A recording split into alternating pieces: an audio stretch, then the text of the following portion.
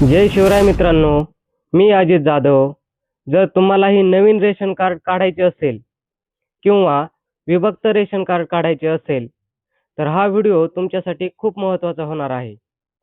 कारण तुमचा रेशन कार्डाचा अर्ज का अडकतो किंवा कोणते कागदपत्र नसल्यामुळे तुमचे रेशन कार्ड निघत नाही आणि मग यासाठी लागणारी महत्त्वाची कागदपत्रे कोणकोणती आहेत किंवा अर्ज कुठे करायचा, काय प्रोसेस आहे, तर आज आपण आजच्या व्हिडिओमध्ये याबद्दल सविस्तर माहिती पाहणार आहोत. त्यामुळे हा व्हिडिओ नक्की शेवटपर्यंत पाहायचा आहे. चला तर मग आजच्या व्हिडिओला सुरुवात करूयात.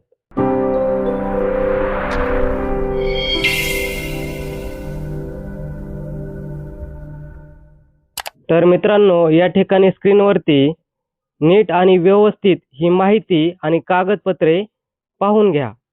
तर लक्षात घ्या, नवीन रेशन कार्ड किंवा विभक्त रेशन कार्ड काढण्यासाठी तुम्हाला जे काही कागदपत्रे लागणार आहेत ते या ठिकाणी एक एक आपण सविस्तर पाहूयात. तर 1 नंबरला लागणार आहे विहित नमुन्यातील अर्ज. नेक्स्ट कागदपत्र आहे सर्कल चौकशी.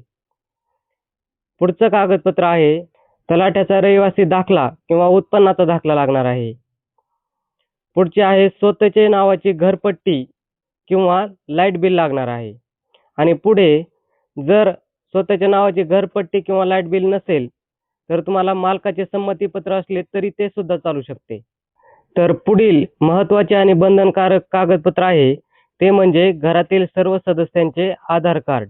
हे कागदपत्रे आणि जर तुमच्याकडे घरपट्टी, लाईट बिल नसल्यास तुम्ही मालकाचे संमतीपत्र सुद्धा या ठिकाणी जोडू शकता. तर यासाठी अजून लागणारे कागदपत्रे ते म्हणजे तलाठी व धान्य दुकानदार यांचा नाव कमी असलेला दाखला किंवा नाव कमी केलेला दाखला या ठिकाणी तुम्हाला लागणार आहे आणि तो तालुक्याबाहेरील असल्यास तेथील तहसीलदारांचा दाखला सुद्धा आवश्यक आहे. तर या ठिकाणी हे एक डॉक्युमेंट लक्षात घ्या. आणि पुढील आहे मूळ रेशन कार्डची झेरॉक्स लागणार आहे तुम्हाला. फक्त जर तुम्हाला विभक्त किंवा वेगळे रेशन कार्ड काढायचे असेल तर त्याच्यासाठी जे तुमचं रेशन कार्ड आहे मूळ त्याची झेरॉक्स लागणार आहे.